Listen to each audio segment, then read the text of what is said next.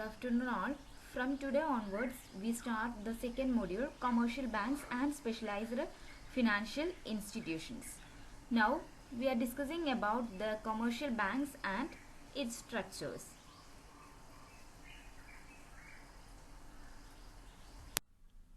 Commercial banks are the most important components of the entire banking system, and it is a profit-based financial institution that grants loans, asset deposits, offer other financial services such as overdraft facilities, electronic fund transfer, etc.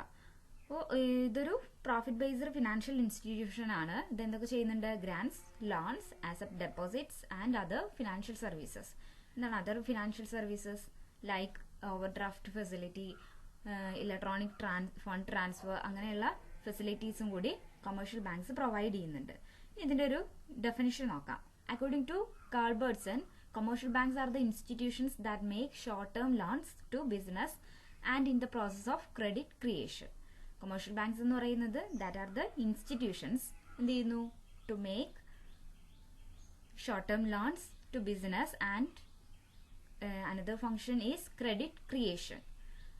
It provides short-term loans and it plays an important role in credit creation.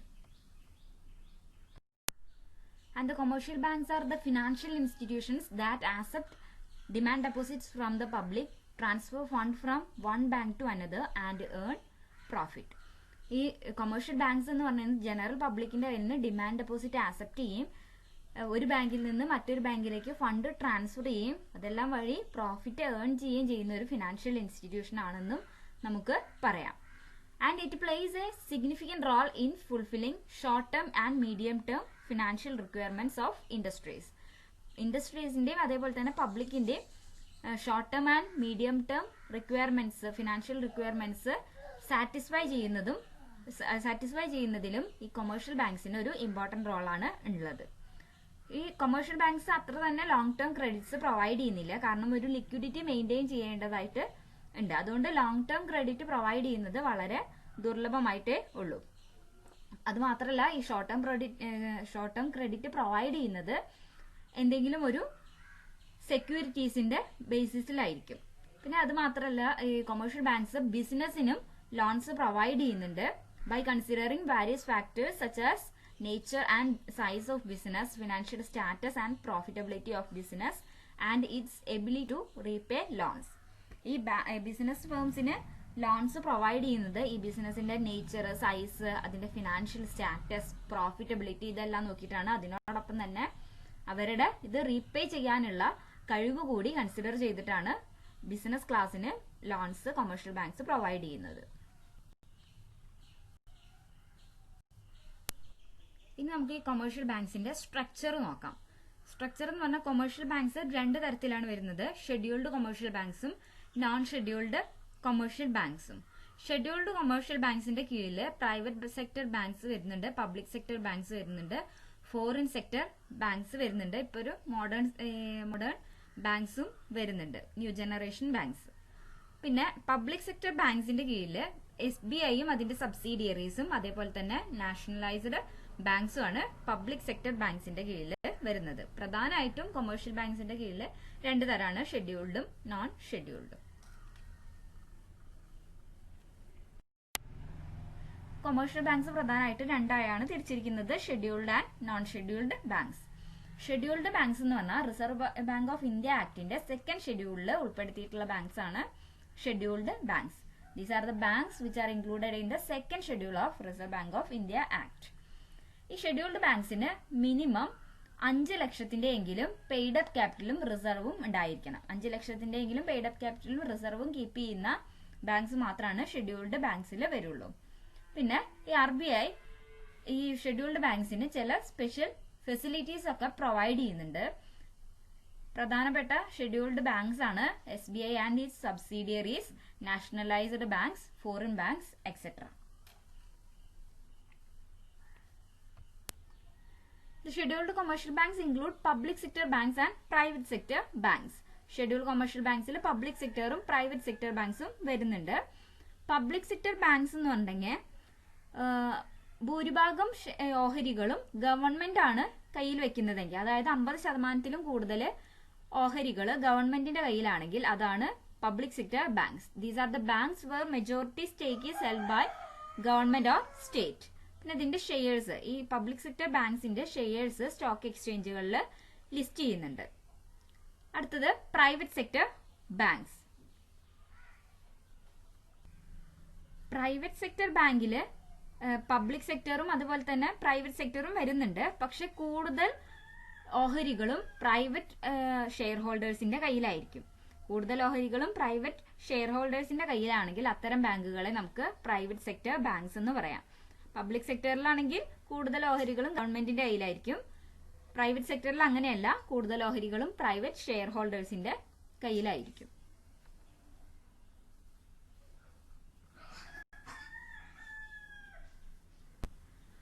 RBI ആക്ടിന്റെ second ഷെഡ്യൂളിൽ included ആയിട്ടുള്ള ഉൾപ്പെടുത്തിയിട്ടുള്ള banks ആണ് scheduled banks എങ്കിൽ, ഈ second ഷെഡ്യൂളിൽ included അല്ലാത്ത banks ആണ് non scheduled banks. These are the banks which are not included in the second schedule of RBI act. ഇവയാണ് നോൺ ഷെഡ്യൂൾ ബാങ്ക്സ് എന്നറിയപ്പെടുന്നത്. ഇത്തരം ബാങ്ക്സിന് 5 ലക്ഷത്തിന്റെ പെയ്ഡ് അപ്പ് ക്യാപിറ്റലും റിസർവും കീപ്പ് ചെയ്യണമെന്നുള്ള യാതൊരു നിർബന്ധവും ഇല്ല. അവര് എപ്പോഴും പെയ്ഡ് അപ്പ് ക്യാപിറ്റലും റിസർവും 5 ലക്ഷത്തിൽ താഴെ ആയിരിക്കും കീപ്പ് ചെയ്യുന്നുണ്ടായിരിക്കുക. ഇവ ചെറിയ ബാങ്കുകളാണ്. അവരുടെ ഫീൽഡ് ഓഫ് ഓപ്പറേഷനും ലിമിറ്റഡ് ആയിരിക്കും. ഇനി കുറച്ച് type of non scheduled banks നോക്കാം. ആദ്യത്തെ ഇൻഡസ്ട്രിയൽ ബാങ്ക്സ്. ഇൻഡസ്ട്രിയൽ ബാങ്ക്സ് എന്തായിരിക്കും?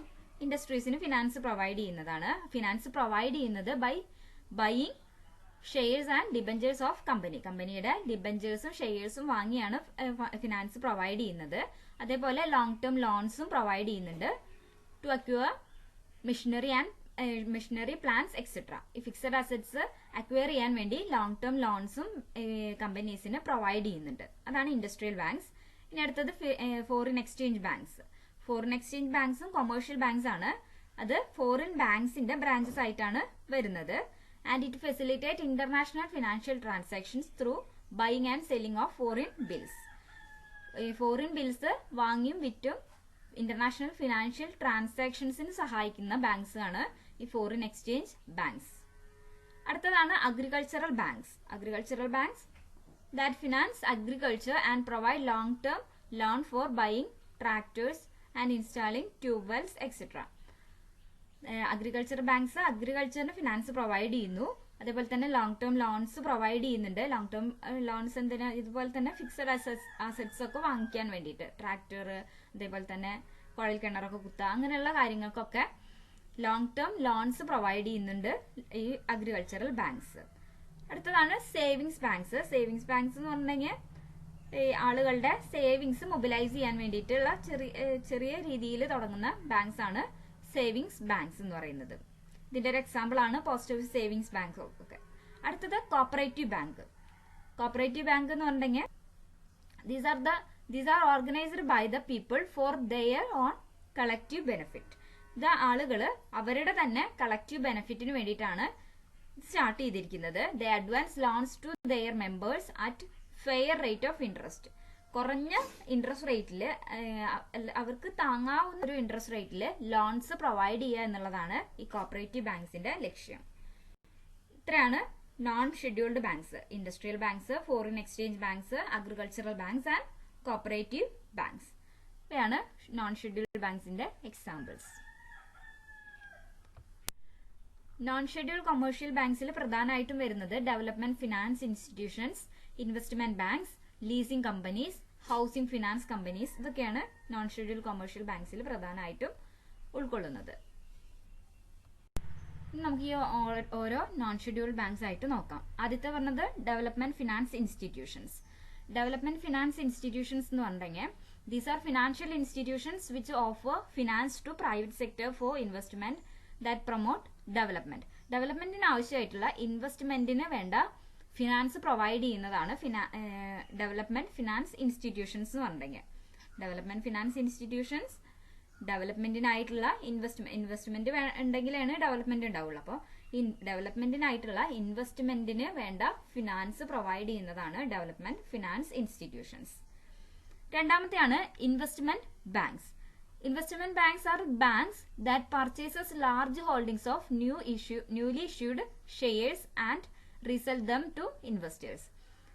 ഈ ന്യൂലി ഇഷ്യൂഡ് ഷെയർസ് പർച്ചേസ് ചെയ്യുകയും അത് ഇൻവെസ്റ്റേഴ്സിന് റീസെൽ ചെയ്യുകയും ചെയ്യുന്ന ബാങ്ക്സ് ആണ് ഇൻവെസ്റ്റ്മെന്റ് ബാങ്ക്സ്. ഇനി മൂന്നാമത്തെയാണ് leasing companies.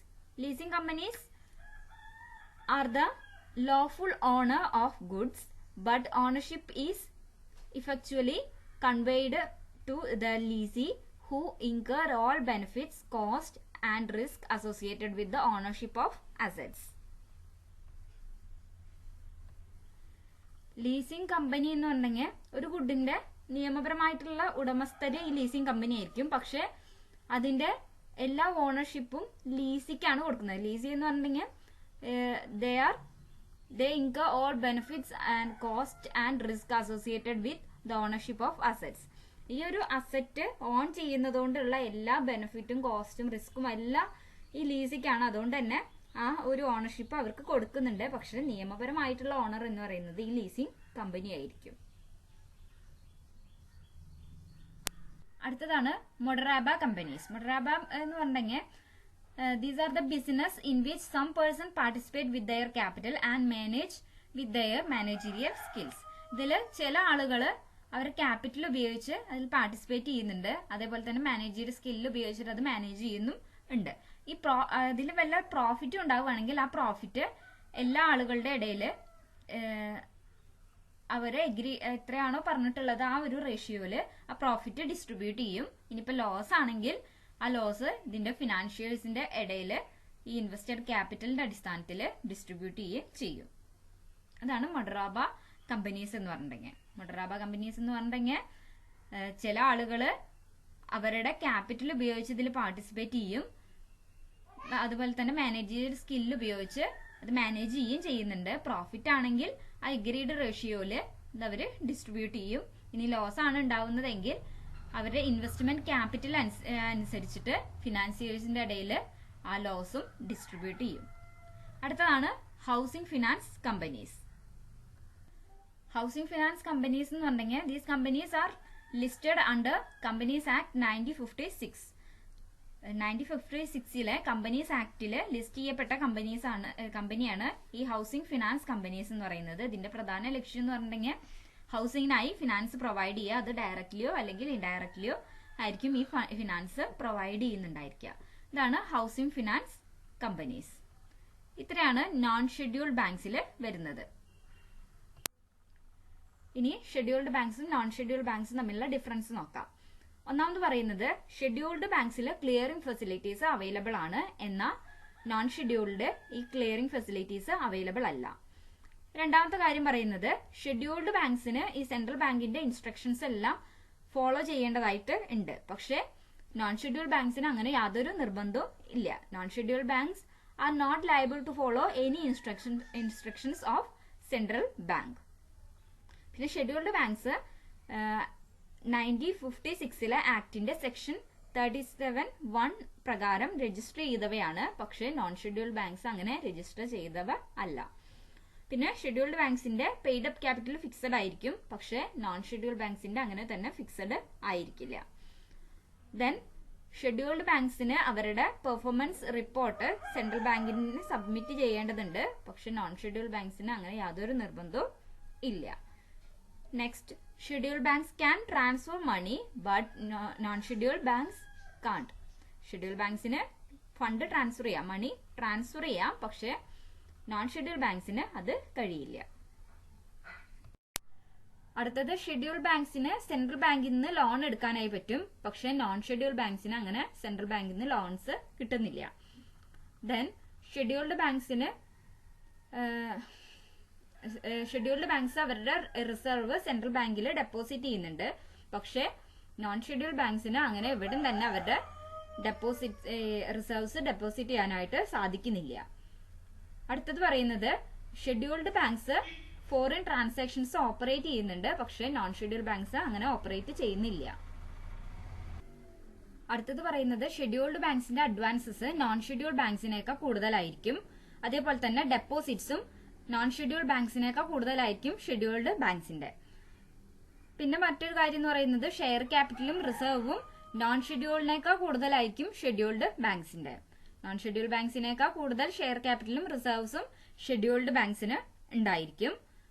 Then last one, scheduled banks are subject to greater degree of control and more obligations than non scheduled banks in their day to day operations. അവരുടെ daily routine അല്ലെങ്കിൽ day to day ഓപ്പറേഷൻസിൽ കൂടുതൽ കൺട്രോളും ഒബ്ലിഗേഷൻസും ഉള്ളത് scheduled ബാങ്ക്സിനാണ്. Non scheduled ബാങ്ക്സിന് അത്ര തന്നെ കൺട്രോളോ അല്ലെങ്കിൽ ഒബ്ലിഗേഷൻസോ ഇല്ല. ഷെഡ്യൂൾഡ് ബാങ്ക്സിന് എപ്പോഴും സെൻട്രൽ ബാങ്കിന്റെ ഒരു കൺട്രോൾ ഉണ്ടായിരിക്കും. അതേപോലെ തന്നെ സെൻട്രൽ ബാങ്കിന്റെ ഇൻസ്ട്രക്ഷൻസ് ഒക്കെ ഫോളോ ചെയ്യേണ്ടതായിട്ടും ഷെഡ്യൂൾഡ് ബാങ്ക്സിന് ഉണ്ട്. അപ്പോൾ ഡിഗ്രി ഓഫ് കൺട്രോളും ഒബ്ലിഗേഷനും കൂടുതലുള്ളത് ഷെഡ്യൂൾഡ് ബാങ്ക്സിനാണ്. ഇത്രയാണ് നമുക്ക് ഇന്നത്തെ കാര്യം പറയാനുള്ളത്.